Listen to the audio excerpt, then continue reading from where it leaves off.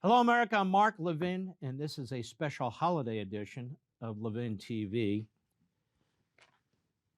Russia invades Ukraine. Russia's war against Ukraine. Russia's attempt to enslave the Ukrainian people. Russia's threat to use nukes against us. Putin, who's assassinating people around him. Putin, who is rounding up as many Russians as he possibly can who disagree with him. They're executing Russians in the battlefield who will not fight. They have enslaved some 2 million Ukrainians, including 250,000 children, and brought them into Russia, where they're doing slave labor. I don't understand the Putinoids in our country, including those on TV and radio and those in the Republican and Democrat Party. What is Ukraine supposed to do? Surrender? Well, it's not going to surrender. And under Zelenskyy, who is a great hero, who's under attack constantly by the Putin voices in this country, they've held their ground and done more. I understand a debate over resources. That's a debate we can have. But a debate over right and wrong and good and evil, that's not a debate. And I'm just proud to say that on this program, throughout the year, we've taken the right side of this battle. So take a look. Go. This is where freedom rings. If you believe in America, if you believe in the Constitution empowers us. It's a new day. America's back. America's back, and America's going to get strong again. We're going to defend America, and we're going to defend our interests. Liberty's voice, Levin TV. Putin has a warning for us in the world as he breaks the ceasefire in Ukraine and as they keep shelling these so-called evacuation routes, because Putin's goal is to slaughter as many Ukrainians as possible in order to bring down the government. As I said the other day, he kind of takes the Biden irrational statement. Bottom up, middle out. That's how we grow the economy. Stupid is as stupid does, Joe. Nobody knows what that means. But in the military context, I can apply a rational label to this. Destroy as many people as you can. Bottom up, forces the government out. And then middle out, I don't know what that means. All right, let's take a listen to what Putin has to say by ITV News. Go. The familiar rhythm of bombing in Irpin. This suburb of Kiev has seen a steady barrage of artillery and a never-ending... I want you to think of this, folks. Here's a foreign army in a sovereign country, utterly unprovoked, because the foreign army under Putin, his military machine, wants to annex their territory. And look what he's doing to them. I want you to look around you. I thought about this early this morning. You have a home, you have things in your home, precious things, things you've inherited of a personal nature that remind you of your family. You've acquired things that you've saved over the years. You have a comfortable chair, whatever it is. You have to leave it all. Whatever you can carry, that is it.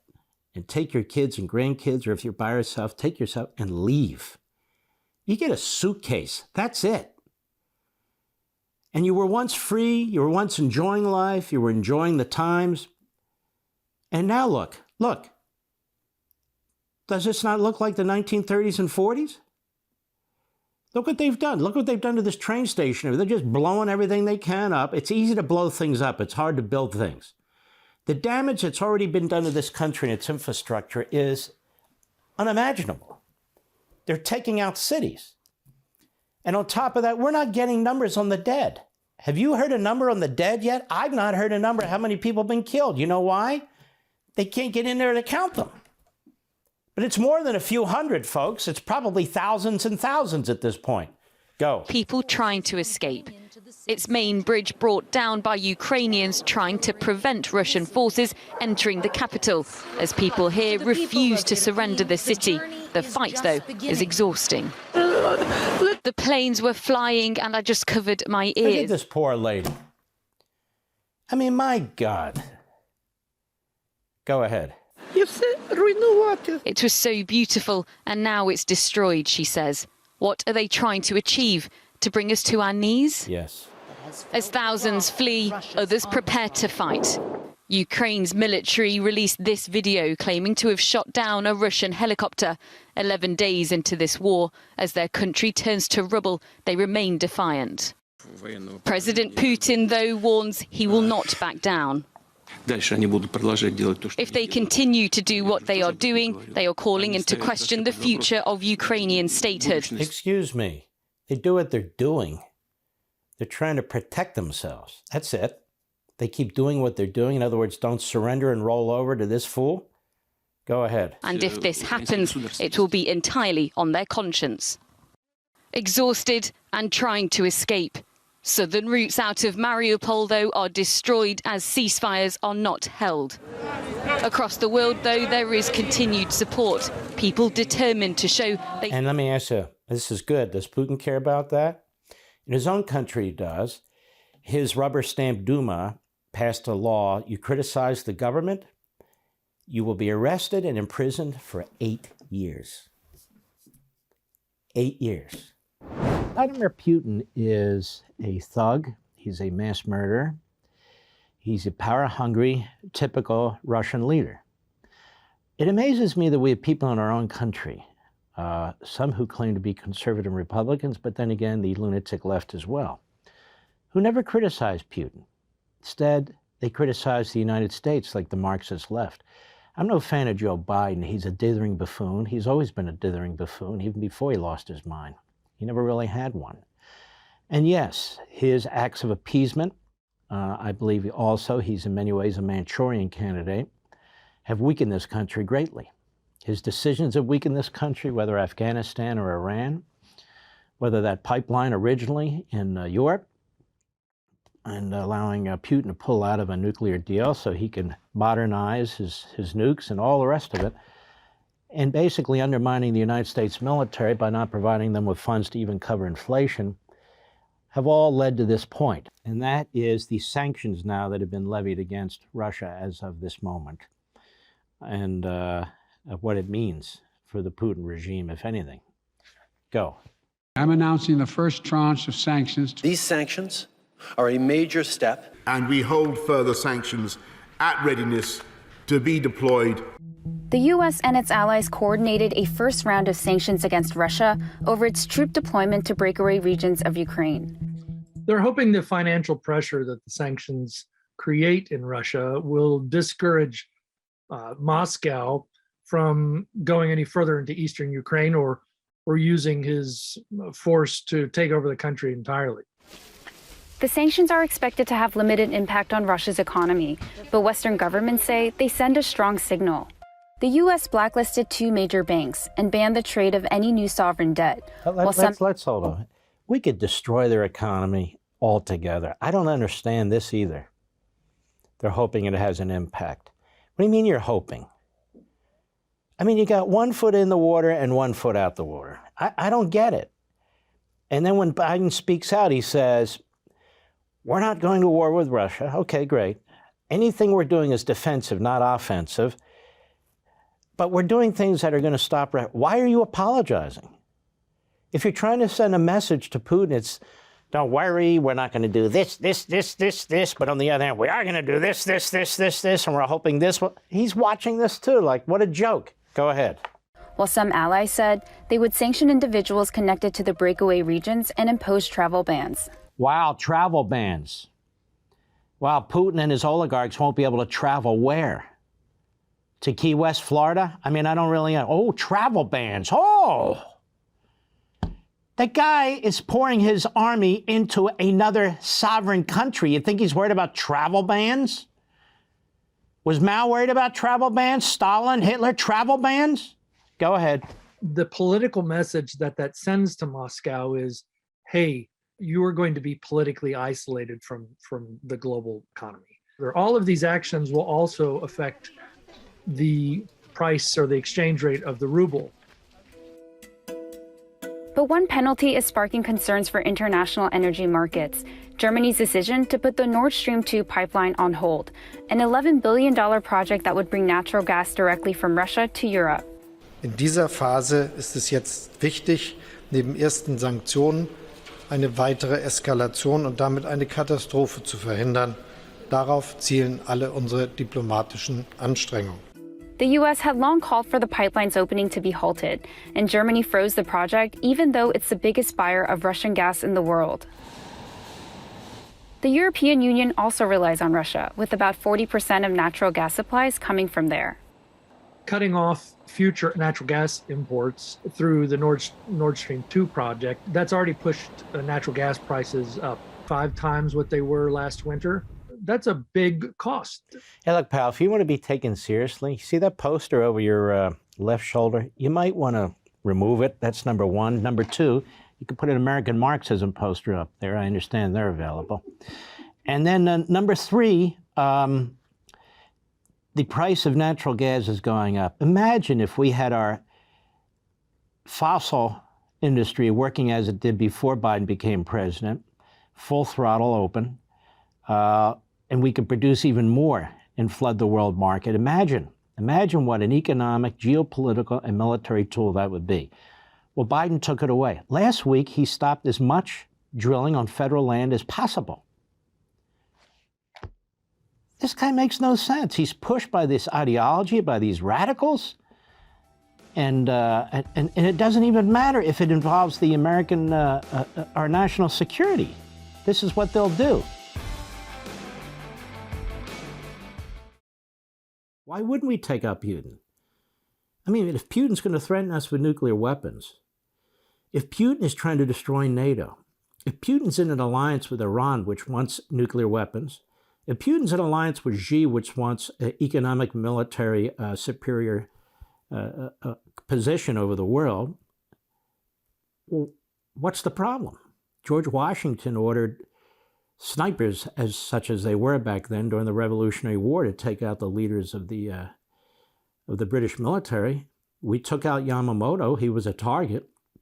He was the genius admiral with Japan. If we could have taken out Hitler, we would have. And I can go on and on and on. And so I don't find this odd. Now, I say we take out, I don't mean the United States military or our intelligence agencies or so forth, but why wouldn't we encourage others to do it? Exactly what Putin is encouraging with Zelenskyy. And as I talked about before, Putin's taken out over 122 journalists, over 70 politicians and businessmen. He's a mass murderer. He's an assassin. And yet, you can't talk about taking out Putin. Excuse me, ladies and gentlemen, it's like everything else. We should talk about everything that ought to be on the table. Now, who has been the loudest on radio and TV? I don't mean just as a generic matter. I mean, who's been the loudest on radio and TV pushing to get those MiG-29s to the Ukrainian pilots? Me. They were promised to the Ukrainian pilots. They know how to fly MiG-29s. They used to fly MiG-29s as part of the old Soviet Union.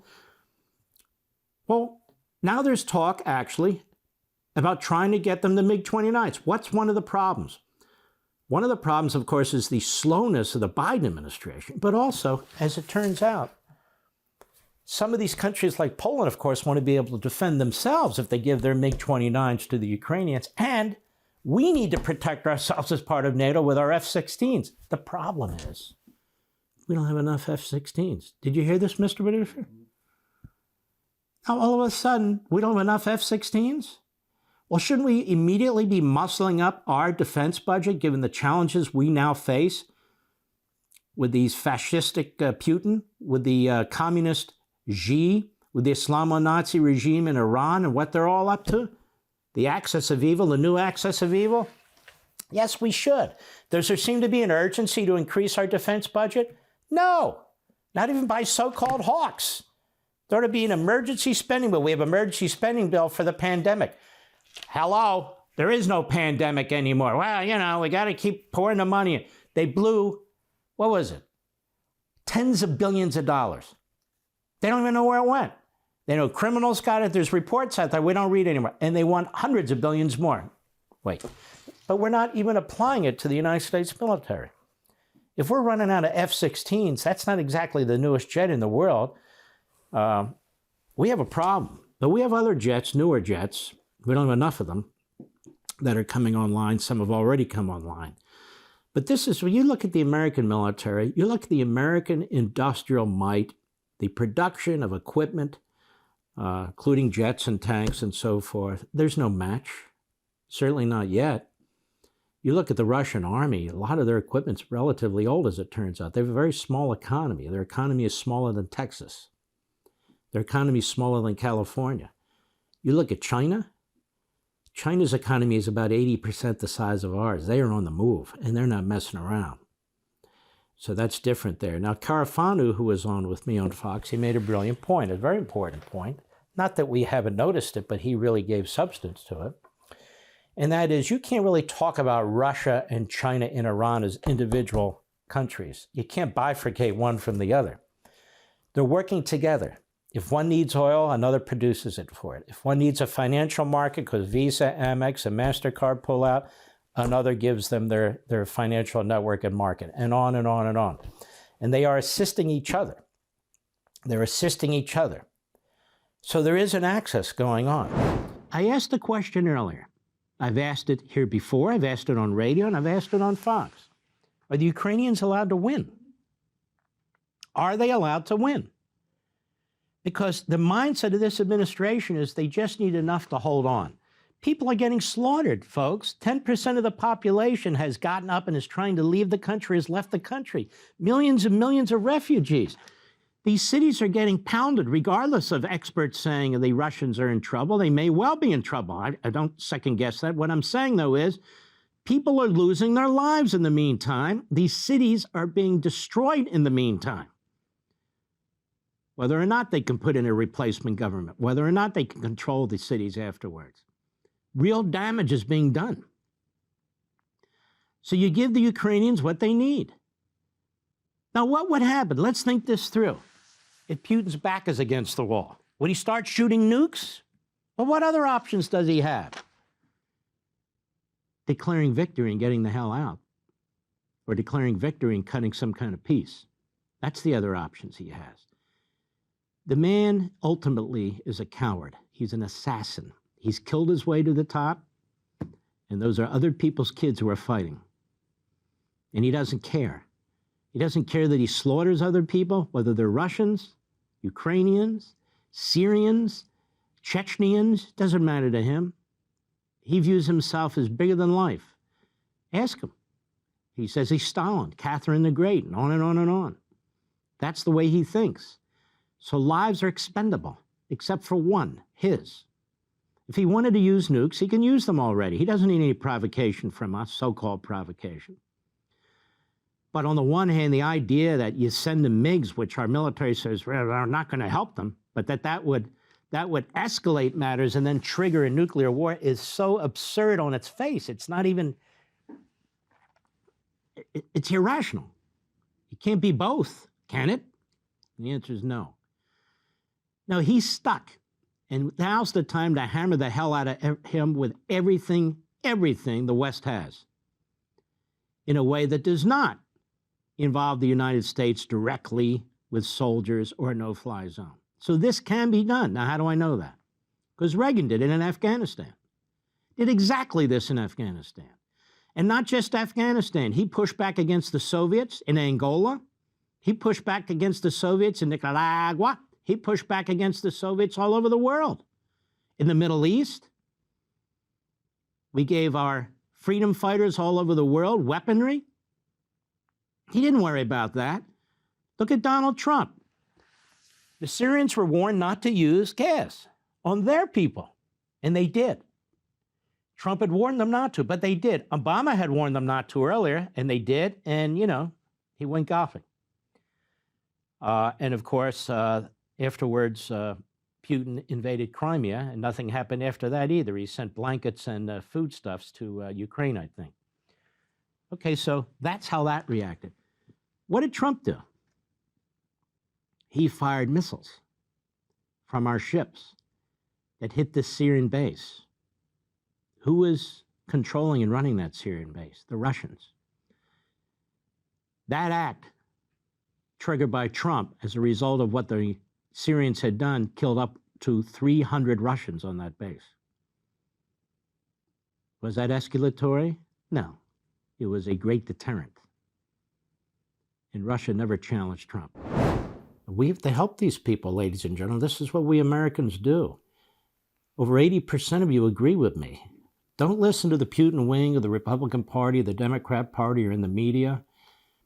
They have no heart, they have no soul, and they have no sense. Clearly what's going on here is genocide. These are war atrocities. Sometimes we sit back and we say, how could this sort of thing happen in the 1930s and 40s? It's happening right now. And if China has its way, Taiwan is next. And if Iran has its way, the Jews are next. And we have to pay attention to this. We have to urge our politicians to get the Ukrainians the heavy weapons that they need, the heavy weapons that they need. And I'm very, very troubled by this, very concerned about this. They should have gotten a lot of these weapons before Putin invaded, while they were gathering 200,000 of their soldiers on the border. Makes me wonder what we're doing with Taiwan right now. Are we arming up Taiwan? No. Well, we need to arm up Taiwan. We need to prepare to take out the nuclear systems that are being well advanced and built in Iran. We have got to prepare for what's taking place in this country. We didn't start this. We're not the imperialists. We're not the colonialists. That's exactly what's going on here. And if this isn't contained where it's happening right now, it will spread. It will spread. You know, it's interesting. We talk about Putin with his back against the wall, desperate. Will he use nukes? He's not going to use nukes because he's a coward. He doesn't want to be blown to smithereens. But all that said, you're worried about this thing expanding? Then it needs to be contained. You're worried about sending your kids to war? Then it needs to be contained. It's not going to be contained by diplomacy. It's not going to be contained by commentary on TV or columns in the newspapers. It has to be contained the hard way, with military strength. And Ukrainians are willing to fight. They're willing to do what they have to do to survive as a people, a free people, a new democracy. This guy is a vicious, pathological psycho, Putin. And the idea that we have elements in our media that really defend him and defend what's going on and then wrap themselves in the idea that we don't want to drag America into a war. Nobody's dragging America into a war. Russia started a war in Europe. Obviously, it invaded Ukraine. It was intending to invade other countries. You better keep an eye on Poland. And you know, our friend Professor Paul Kengor, Grove City, wrote a piece today in the American Spectator that's worthy of comment here. And he's an expert on communism, particularly Russian communism, the Soviet Union. He's written several books. He's a brilliant man, a good friend. And Vladimir Putin yesterday gave his May 9th speech, May 9th, when they assisted and we assisted in defeating the Nazis. And he goes on about how Ukraine is Nazified, which is so preposterous, it's idiotic, since the president of Ukraine is Jewish, the first lady's Jewish, the people voted him in, and he had family members killed in the Holocaust. I mean, think about that. When you think about this, Stalin did the same thing. In fact, one of Stalin's lieutenants, Beria, you may have heard of him, was one of the major assassinators, if you will. He had Stalin assassinated because he feared Stalin was going to assassinate him. And that's what goes on, this repulsive, poisonous intrigue at the highest levels of the Communist Party and the government. But in any event, this is what Putin's doing. And among other things, Putin also said that the United States and the West do not give Russia enough credit for helping to defeat Hitler. And as Kengor points out, this is a line these Russian dictators, murderers have used since the 1940s, after the end of World War II. And of course, Russia was very important. But he points out Russia also unleashed Hitler. There was the Hitler-Stalin Pact. And Poland was invaded from the West and the East. From the West and the East. From the West with Germany, from the East with Russia. And he points out, so Stalin helped create the Hitler military machine, and supported it until, of course, Russia was attacked by the Third Reich. And very few people ever talk about this because they don't understand it. So I'm saying keep your eye on Poland. Poland has been very aggressively assisting Ukraine. Poland does not want another situation in which it is conquered by either the Marxists or the fascists. And they're very concerned about it, and they should be. And they've been really the leaders, I would argue, the Poles and the Brits in taking on Russia. And Biden has been, as I keep saying, a day late and a dollar short. And those of you who say it's none of our business, I'm tired of explaining why it's our business. If you still believe that, then believe it. As if we don't assist the Ukrainians, and all of a sudden inflation will go down, the border will be secure, and hamburgers will be available galore. It's just not true.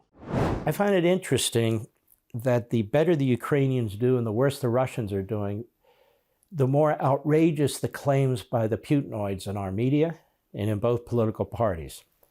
And that is that Putin is going to use nuclear weapons. Maybe he will, maybe he won't. Maybe China will. Maybe China won't. Maybe Pakistan will. Maybe Pakistan won't. But my question to you is this: why hasn't he already? If he's going to use, what's he waiting for? Is he waiting for more of his military to get defeated, more of his men to be killed, more of his tanks to be destroyed? What's he waiting for? And I also noticed that the Putinoids in this country, do they really believe what they're saying? Because they're not encouraging us to attack Iran, which is clearly building ICBMs with nuclear warheads, and nobody's stopping them. In fact, we're funding them. So if they're worried about nuclear war, why aren't they supporting the moderate Gulf Arab states and Israel, which want to attack Iran and knock out their nuclear sites? Because they're phonies, that's why. They're isolationists, they're pacifists. They claim to be America first, but that's America last. Now take a look at this. This is the Ukraine Road of Death. It shows Russians fired on civilians. This is from the Wall Street Journal. They are slaughtering civilians, brutalizing them. I think one day when we see the numbers, we're going to be shaking our heads. And you remember who these Putinoids are in our media and in our political parties who said, do nothing. Do nothing. You remember when you see the carnage, just like after World War II. You remember who the pacifists, quote unquote, are. And they claim they don't support Putin. Well, then who do they support? America. No, they don't support America. Go.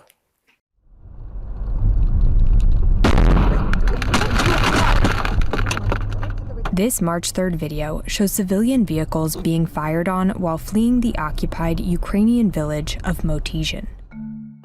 Located outside of Kyiv, between Motizhin and Yasna-Horodka, a roughly 4-mile stretch of road served as a crucial but perilous escape route from incoming Russian forces. Local police said 37 civilians died here between late February and the end of March.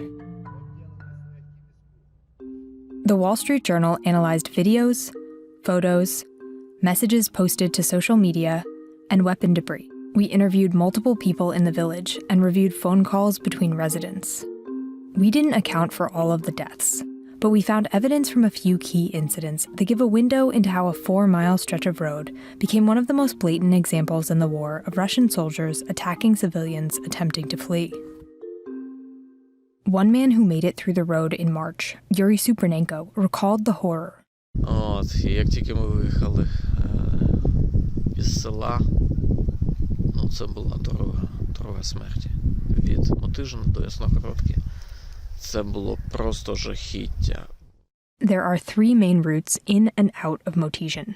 During the first week of the war, the 2 roads to the north became the site of many civilian killings as they tried to flee Russian forces pushing south. Many Motizhin residents turned to a road running southeast toward the village of Yasna-Horodka in hopes of getting to places free of Russian troops. But this southern route would become just as perilous throughout the month. The stretch of road closer to Yasna-Horodka is where many civilians were attacked. On March 3rd, a caravan of 3 evacuating vehicles were fired on here.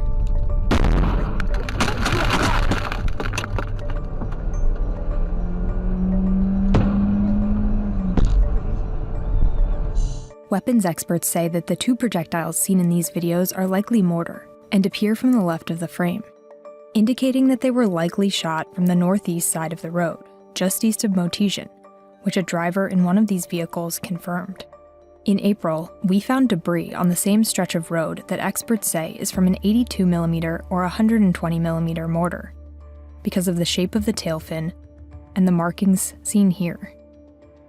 These types of mortars can be fired from roughly 2 to 5 miles away. We found evidence of heavy Russian military activity in that range throughout the month. In a March 5th recording shared with the Wall Street Journal, Yuri Supernenko, who was still in Motizhin at the time, called in a Russian firing location in this area to a member of the volunteer Ukrainian military. Ну, смотри, минут 10 назад за селом, как ехать на Киевское озеро и дальше в поле метров 700, видно стоят установки, потому что вышли 2 ракеты. Just to the west of the firing location Supernenko reported, we can see Russian vehicles in a drone video from late March. In a forested area just north of the Russian vehicles, in early April, the Wall Street Journal saw more evidence of Russian troops. A mass grave. Yes. And military badges from the 37th Guards Motor Rifle Brigade. Residents also said Russian troops fired on cars from positions close to the road. The Russian embassy in Washington, D.C. didn't respond to requests for comment. The Kremlin has said previously it is not targeting civilians. On March 7th, a message posted in a Motizhin Telegram group warned of a roadblock. That same day, a civilian named Oleg Moskalenko, who was traveling towards Motizhin, was taken captive at a checkpoint, according to his daughter. His car was left on the road. Rocks, likely used to block the road, are visible in videos filmed in the days that followed. Moskalenko's friends and family used the Find My Phone tool to track his phone. The last coordinates point to a line of trees along the road. Moskalenko's daughter said that he was questioned about being a member of the Ukrainian forces and beaten. He was eventually released by the Russians and is now recovering in a German hospital. We can still see Oleg's car on the road in a March 10th video filmed by evacuees. We also see another car abandoned nearby, suggesting more civilians were captured or fled. On March 16th, a news video shows a third car that's been abandoned, a damaged red station wagon with a white cloth tied to a side mirror, and a sign in the windshield that reads children in Russian and Ukrainian. Near the vehicle, Ukrainian soldiers discover the dead body of a local man. Facebook messages reveal that a woman driving in the car was rescued and taken to the hospital with injuries. We were unable to determine whether she ultimately survived. What Yuri Supernenko describes in the March 17th video after his escape speaks to the lasting toll of Russian brutality on the road. Трупи, вони вже синівші, розстріляні автомобілі, в яких угадувались силуети дітей. Мої діти все це бачили. Старшою була істерика. У вісні просипається, малий також. Постійно кричить, не хочу розповідати.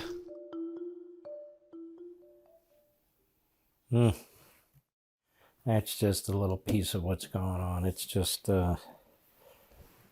I wonder about this Mariupol. I mean, what must be going on there? What must have taken place there? And there are these reports. Unfortunately, American media is not covering it well, but there's reports in Europe about the transport of thousands of Ukrainians into Russia. They're obviously going into these camps, perhaps slave labor, perhaps worse, who knows, by the thousands.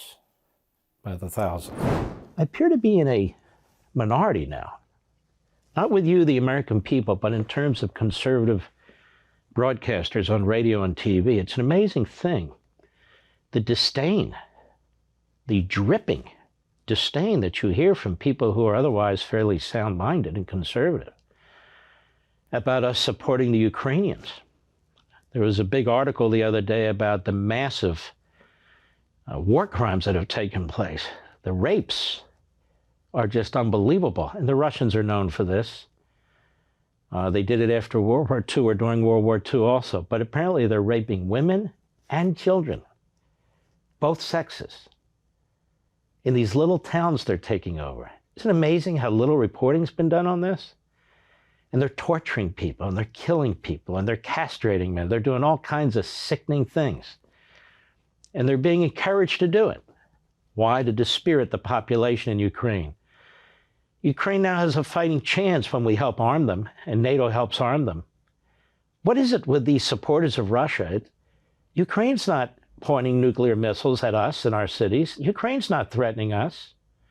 Ukraine was a sovereign country. And I find it amazing how they keep calling the government of Ukraine corrupt. The government of Ukraine has been independent for 21 years. It's done a pretty damn good job under the circumstances. It's under constant attack by the Russians, first in the eastern part of the country, now throughout the country. And they have all kinds of spies and assassins throughout the country trying to take out their leadership. I would dare say it's probably freer under the Ukrainian government than under the government of New York and California and some of these blue states, or many of our cities for that matter. But that aside, the propagandists for Putin, who I call Putinoids, because it rhymes with hemorrhoids, these bleeding Putinoids, fact of the matter is that poor Ukraine is under constant attack, and they have a nuclear power plant there that the Russians keep pounding. And now there's a potential massive concern about a massive nuclear event. Now, Americans are being warned, get out of Ukraine. That includes volunteers who are trying to help feed these people. Get out of Ukraine. Let's take a look at this. Cut 4, go. Tonight, President Zelenskyy issuing an urgent warning to Ukrainians that especially brutal strikes could be coming from Russia in the coming hours. They're now in the early morning hours in Ukraine. Their Independence Day has begun. And tonight, the U.S. State Department urging Americans to leave Ukraine, sharing declassified intelligence with Ukraine. Our chief foreign correspondent, Ian Pannell, back in Kyiv for us tonight. Tonight, President Zelenskyy issuing an ominous new warning to his people, saying Russia may be planning, quote, hideous provocations and brutal strikes as Ukraine prepares to celebrate Independence Day. And tonight, the US again urging Americans to leave Ukraine amid that threat of intensified Russian attacks. State Department sources saying declassified intelligence shared with the Ukrainians shows the Kremlin may be preparing to launch strikes on highly populated areas. Ukraine's banning large gatherings during the event. ABC's Britt Clennett asking President Zelenskyy about the threat. What's your reason for urging people not to gather tomorrow? Is it because Kyiv is under threat? Ми говоримо, що ці дні можуть бути провокативними з боку Російської Федерації. Amid these concerns over what Russia may do next, the United Nations holding an emergency meeting on the volatile situation at Ukraine's Zaporizhzhia nuclear power plant. Ukraine saying Russian strikes damaged infrastructure and transformers, briefly cutting off power at Europe's largest nuclear plant. The Ukrainians also claiming Russians are shelling the plant's nearby ash pits, where nuclear waste is stored, raising clouds of toxic radioactive dust, stoking ongoing fears of a potential nuclear disaster.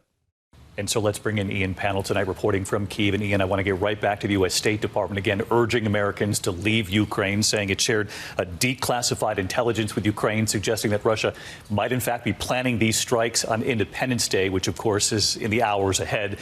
President Zelenskyy, in your report there, obviously clearly very concerned about the real possibility of this. Yeah, that's right. In fact, Independence Day has just begun and this country is braced. But Zelenskyy also doubling down tonight. He's saying that they won't relent until they retake back parts of the country occupied by Russia, not just in the last 6 months, but for years, even Crimea. Forget any peace deal for now. This war looks set to drag on for a long time. Well, that's the situation.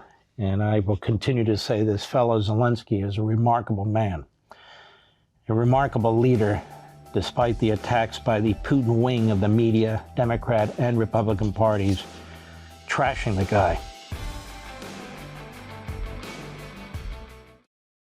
One of the things that's really not known about Putin is how he has stolen wealth from his people. His people are relatively poor with nowhere to go. It's a very poor economy. Its economy is no larger than Texas for an entire country of 170 million people. He pours an enormous amount of money into his military. which hasn't done what he hoped it would do. But he and his oligarch buddies have been ripping off the people left and right, and they're worth billions. Putin is said to be worth over $100 billion potentially. And he's got the yachts to show for it, more than one. The longest, biggest, most expensive yacht in the world belongs to Vladimir Putin. Right now, it's sitting in Italy. Take a look at this. Go. This morning, investigators are looking into a super yacht that may or may not belong to President Vladimir Putin. This comes as the U.S. and Europe actually... By the way, it does belong to Putin. He uses his intermediaries and his different layers of obfuscation. It's his boat. Go ahead. The assets and estates of Russian billionaires. Kelly Beeson is joining us with details. Kelly. Well, Adrian, U.S. officials say that super yacht that's docked in Italy may be associated with Russian President Vladimir Putin. And what's more, he may even have direct control of the yacht through various shell companies. But now authorities are all over it. This is the super yacht named Scheherazade that could belong to Russian President Vladimir Putin. The $700 million, 459-foot vessel is docked on the Tuscan... Now let's think about that. I'll round it off, 500 feet. How long is a football field? 100 yards, right? It's 100 yards, a football field. 100 yards is 300 feet. So that's about 1.5 times the size of a football field. Do I have that about right, Mr. Producer? Now think about that. And look at the height of the thing, too. Go ahead. Coast of Italy. The New York Times now reporting Italian authorities are investigating. U.S. officials say Putin keeps all of his money with oligarchs, Russian billionaires with political ties. But now the U.S. has launched Operation Repo, a worldwide hunt to seize all their assets and freeze their money to pressure President Putin to stop the war. Repo will also work with other countries to investigate and prosecute oligarchs and anyone with ties to President Putin. Anyone with ties to Putin, Russia, China, Ukraine? It seems to me we need a special counsel to investigate Joe Biden. Go ahead. As for the super yacht in Italy, according to the New York Times, Scheherazade's captain says the Russian leader is not the owner, and that Putin had never been on it. Yeah, right. Well, he wants to live, doesn't he? Go ahead. But the captain would not say who owns it. Now, the super yacht is said to have a helicopter landing pad, large pool, movie theater, several entertainment areas, and technology that can take down drones.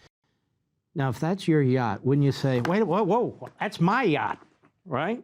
I want my yacht. Italy, you have my yacht. Give it back. It's not Putin's. I mean, it's almost $1 billion yacht, right?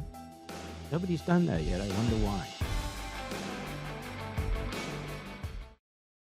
Could the United States defend itself against an attack from Russia? This was looked at a few years ago by the Washington Compost, what turned out to be a pretty good piece, and I wanted to share this with you. Go. Russian President Vladimir Putin says that he got nuclear weapons that are invincible. And that the nuclear arms race is back on, threatening to turn tensions with Washington into a new Cold War. We are in this environment where both Russia and the U.S. are introducing new weapons. To the American people, this administration's highest priority is your safety and security. The new nuclear policy came out on February 2nd, and the Pentagon called for the introduction of 2 new types of nuclear weapon delivery systems, and mainly aimed at Russia. Putin actually said that it was a response to that. So the question is, are we in this environment where we're back in an arms race in both the U.S. and Russia? Are we in an arms race? I guess he's not familiar with a country called China. Russia, yes, but in terms of an arms race, it's even more China. And we didn't start this, but we have to win it. Go ahead. We're going to be trying to introduce new capabilities to pressure one another.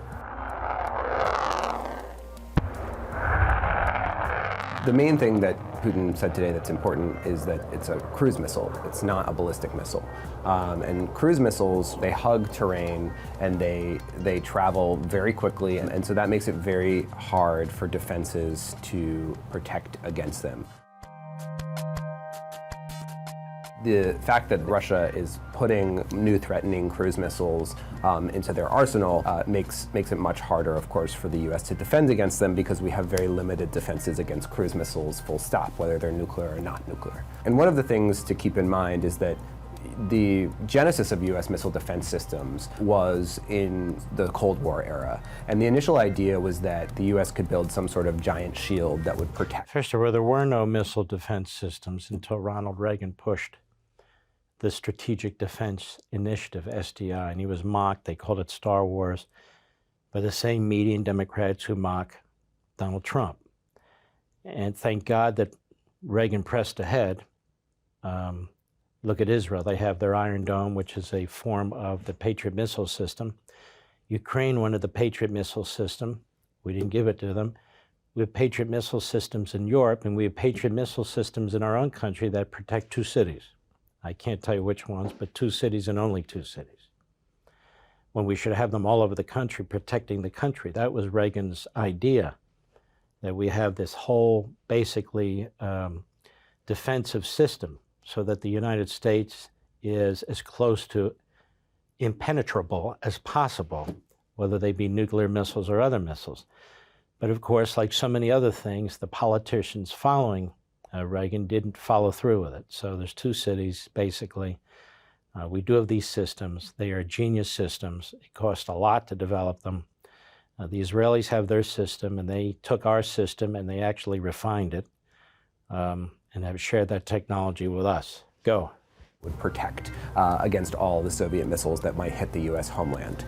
That we could intercept and destroy strategic ballistic missiles before they reached our own soil or that of our allies. But after the collapse of the Soviet Union, the U.S. reoriented its missile defense program towards rogue actors such as Iran and North Korea, kind of giving up the idea that we would be able to protect the United States against, or needed to protect the United States against a full-blown missile attack, and instead focusing our efforts on, could we shoot down 1, 2, 3, a handful of missiles that are coming from North Korea at the United States. Putin is saying that these new missiles that Russia is developing would be able to penetrate U.S. missile defenses. There's no way that U.S. missile defenses would be able to fend off a full-scale attack from Russia anyway. Russia has thousands of missiles, including intercontinental ballistic missiles. They could launch more missiles than we have interceptors. The way we prevent a full-blown confrontation like that with Russia is by having a nuclear deterrent. The sort of flip side of are we in a new arms race is, what is the future of arms control? Are we going to be able to come up with a new agreement with Russia? Are we going to be able to build that trust and have the diplomatic power to get there? And right now there's a big question mark over that. Well, there is, but again, it's not of our doing. It's what they're doing.